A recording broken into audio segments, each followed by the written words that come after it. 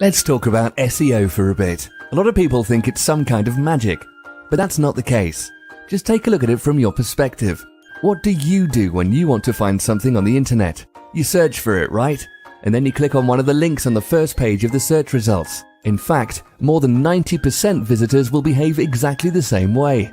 Ever wonder how those web pages at the top of your search results got there?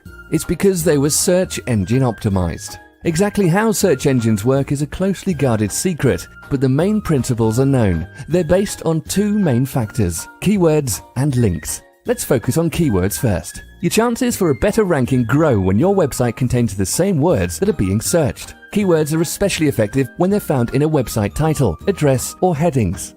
But careful, quality over quantity should be your rule of thumb. Some so-called SEO experts try to fool the search engines with some ridiculous keyword occurrence instead of focusing on quality content first.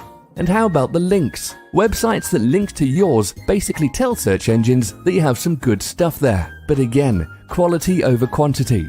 Links from irrelevant sites won't help you get a better rank. What we've just talked about provides a basic introduction to SEO.